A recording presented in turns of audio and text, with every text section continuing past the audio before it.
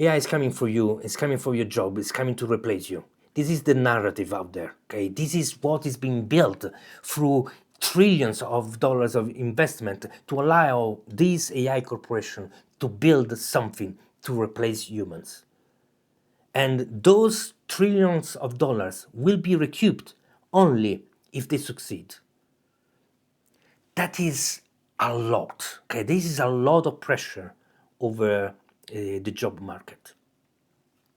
Now, I want you in this video to understand a little bit what's going on, because it seems like everybody's taking data-driven decisions.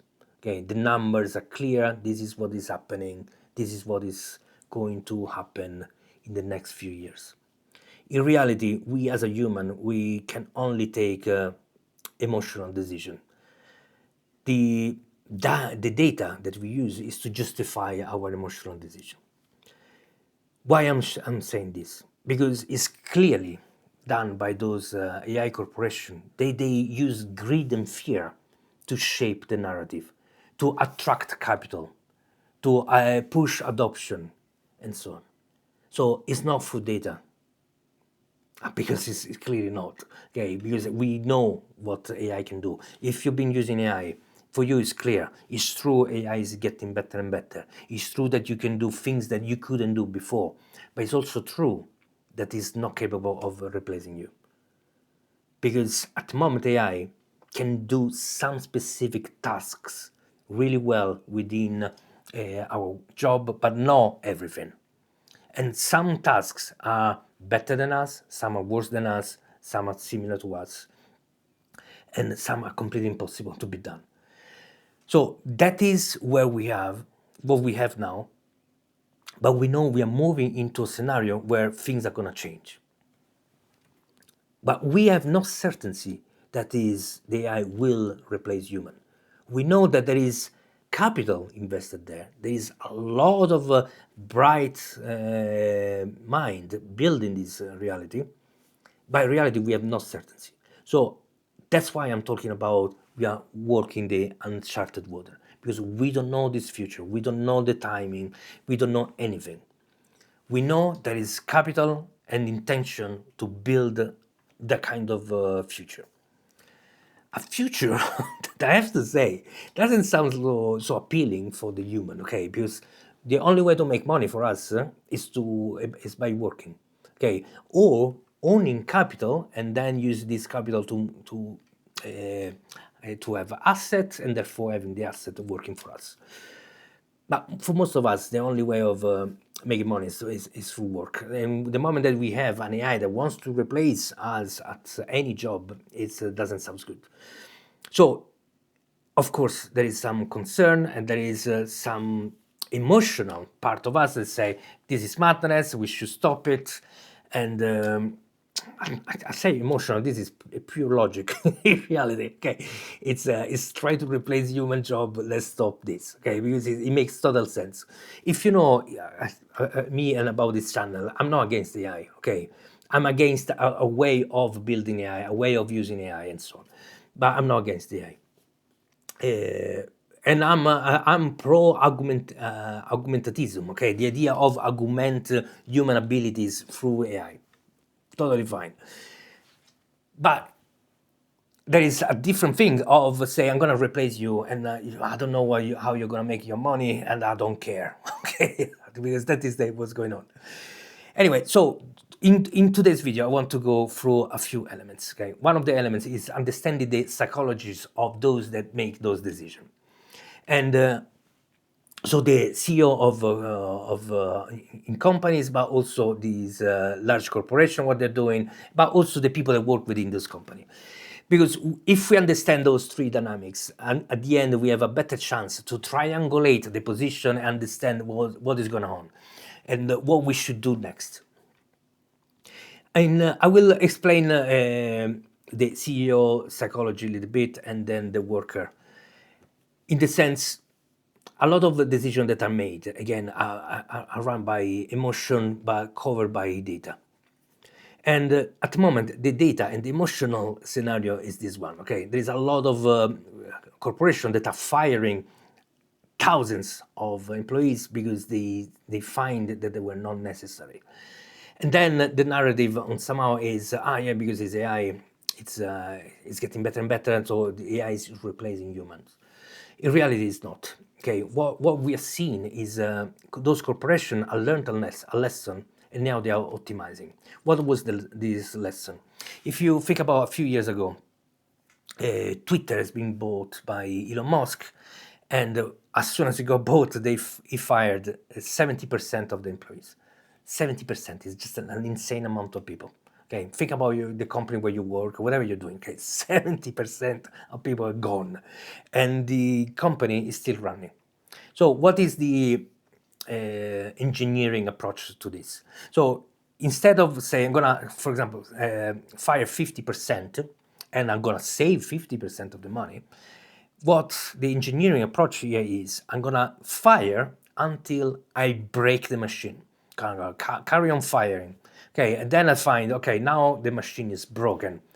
Now I need to hire a little bit more, and then I found the baseline. This is the minimum requirement for running, because if I cut a little bit more, it's gonna break. Okay, that is the lesson that everybody was looking at and everybody learned. I mean, I guess everybody learned. If you look at it, you will have learned this. Okay, so you realize that to find the baseline, you need to break the machine and then go a little bit higher. Now, it takes a lot of courage or something on doing something like this, because nobody wants to break their own business. Okay, but if you do this, you find the baseline. Now, people have been watching this, including the US government, which thought to have this great idea and called Elon Musk to do the same with the government, and created the Dodge. Okay, the idea of finding this optimization level for the institution.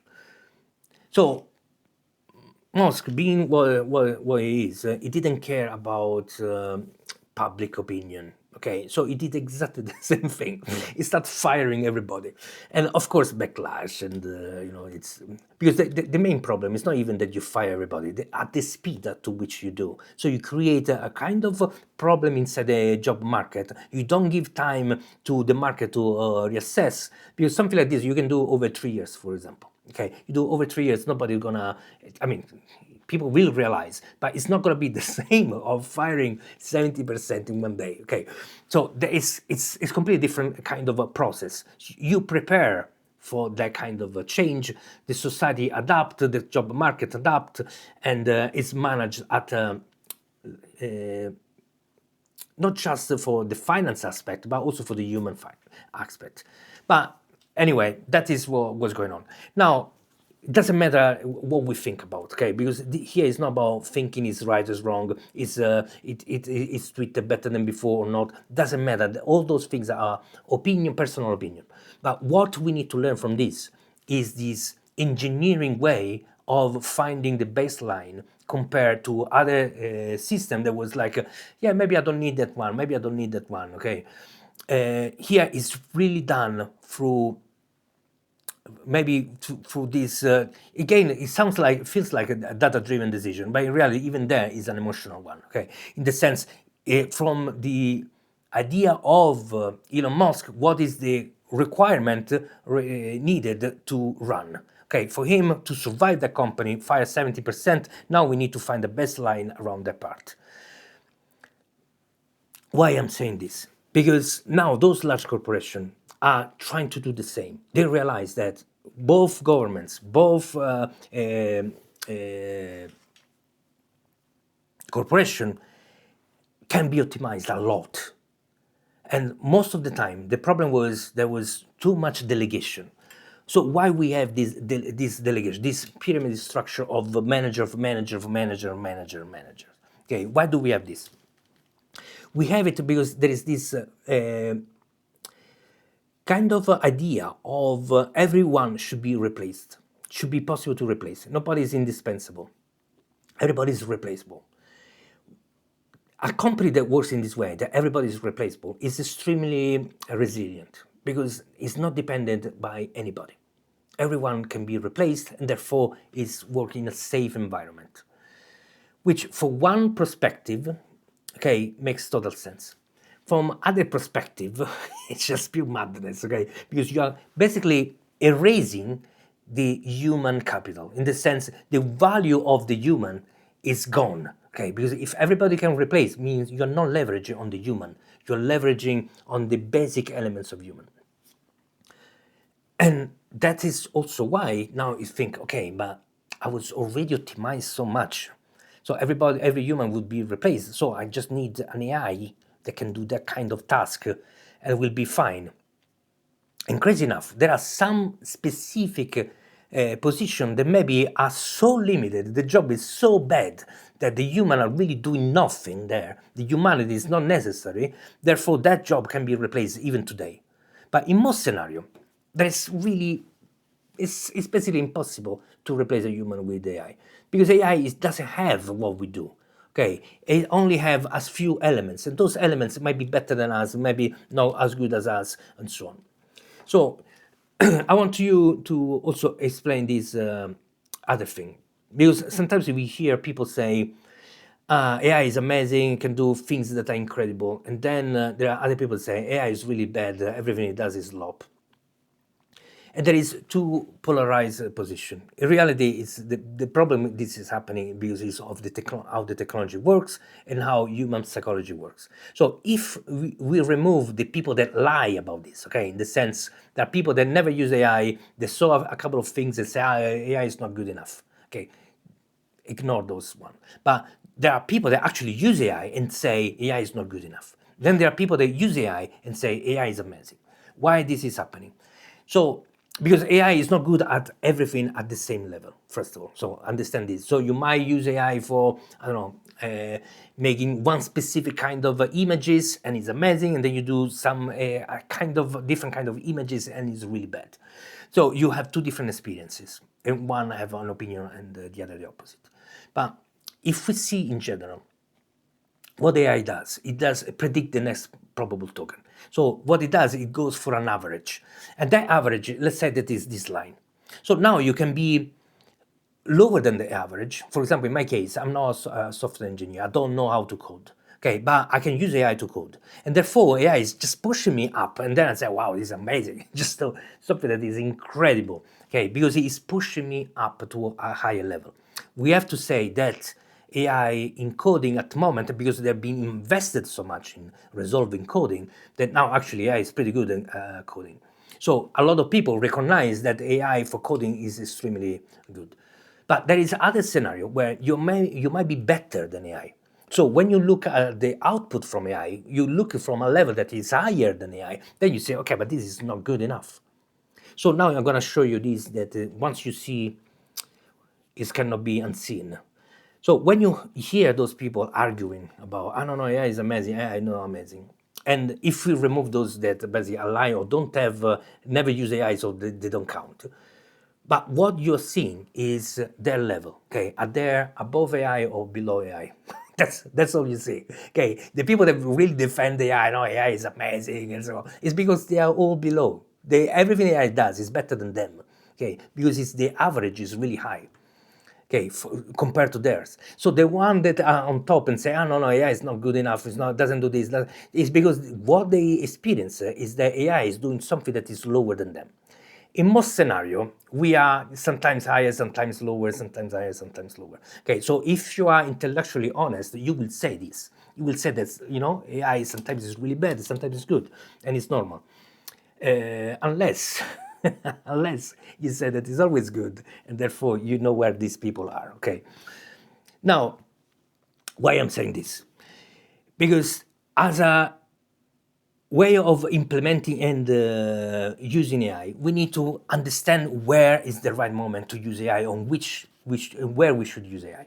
So as a CEO, what is the challenge for a CEO? Let's understand a little bit what is going on there. So as a CEO, you have this narrative out there that if you're not going to use AI, your company sooner or later will go bankrupt, won't work, okay? Because you're not leveraging the most advanced technology, you're not optimizing, you're not producing as much as with the correct speed and so on. So you as a CEO, you need to look at this AI. You must look at this AI. and I can agree on this. Okay, you should consider something that is so powerful that could be also so dangerous that you should have a look.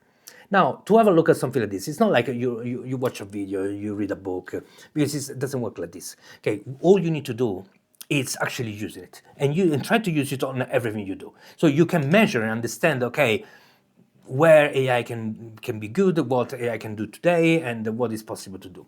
By over time, you also see the AI changing, and then you have a sense of the speed at which AI is moving forward, because that is what is needed. Now, the problem with the CEO, they live already inside a sort of bubble. Okay, everybody is telling them, your idea is great, and yeah, we should do what you say. Amazing, thank you, and amazing. Okay, they already live in that kind of bubble, disconnected through reality. Now you have an AI that does exactly the same. Okay, so the AI is still telling this to these people: "You're amazing. Your idea is beautiful. What you're saying is perfect. Okay, great job." So they are really vulnerable to be deceived by their own reality. So they create a bubble around them, and it's extremely complicated for them to see the reality. So if you are CEO, understand this thing. You are vulnerable to this problem. So how usually this is solved? By you having an external examiner that check your work, and you have people that help you understanding what's going on. Okay, so you have external point to help you out to understand and break your bubble. Now, if you are in this moment in history, what you need is an AI strategist. Okay, you need someone that is spend time and have the knowledge to understand how to implement AI within my company. Okay, that is the logical decision. And in one side, make total sense. But I'm going to explain also what is the problem with the path. So when you do something like this, now you have a top-down adoption of AI. The top down is really slow, okay, because now you have one or a team of people that are gonna look into how to implement AI within the company. So they're gonna do strategy, they're gonna do training, orientation, and so on, and then the people, the workers, will know what to do with this AI, when to use it, when not to use it, how to use it, what AI is good for, and so on.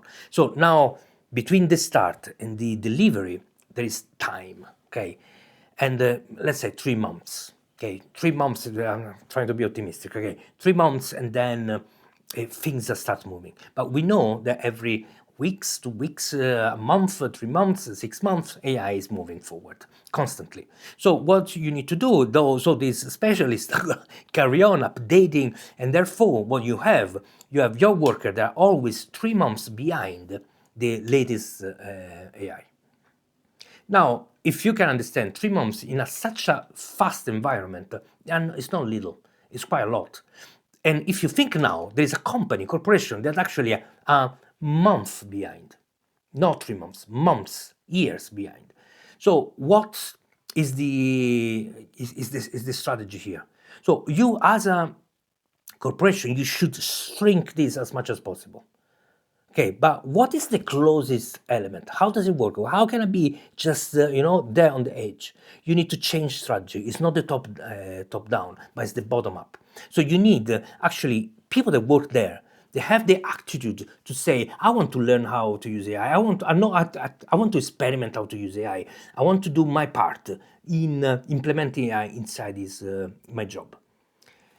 Those people are the ones that are going to be next to the most relevant AI, most relevant new functionality. Okay, those are the people that can do from the bottom up, can implement AI. But then you have the problem of those people are not replaceable. So that is the reality, okay? Because that people are capable of doing something that other people cannot do it. Okay, are capable of saving 3 months of buffer from implementing something and actually having done. So they can push the corporation to a level that is real time in sync with the technology. Those people cannot be replaced. Now, going back to the workers, okay, So that people should be you. Okay, that people that cannot be replaced should be you. Now, not everybody has this attitude towards AI of I want to learn, I want to understand, I want to try, I want to experiment, I want to discover. If you don't have that attitude, then you cannot be there. You will be, waiting from the top down, and therefore the chance that you're going to be replaced are much, much higher. You can say it's question of time. It's question that AI is going to be better than you. And so in some job it will take maybe years, and some other is months. So if you are one of those people, not judge, it's not here, it's not about the judge, okay? It's an attitude towards working, towards exploration, towards AI, towards technology. So I'm not here to judge where you are. But the point here is, if you are in that kind of scenario, what you need to think is, okay, what's the plan B? You need to work on the plan B, okay? It's just a question of time. If you are instead of this other person, now you have the skill. Now you know that what you're doing is extremely important, has value. Crazy enough, the CEO probably is not even understanding this. Okay, they are just they're not understanding. Okay, they live in, like I said, in the bubble. So if you're a CEO, understand this. Okay, those people are the one that you must keep, the one that you must empower, the one that you need to pay them more. Okay, because now you're gonna be able probably to cut your workforce, but those people needs to be paid more. They need to be rewarded for the work that they do, which is not part of their job description. Okay, so that is the where we are at. An advice for those people that are there. Okay, if you are one of those people, you have some options. One is carry on working, become good at this, and then my suggestion is then build your own business. Okay, because you can do something that not many other people can do, and if the CEO is not paying you enough, leave it. Okay, they need to learn the lesson. If instead, I mean, there's two things. Sorry, I got lost because the microphone is dying. Okay, I just got a message. Microphone is dying. So what I want to say is two options. Going to be fast.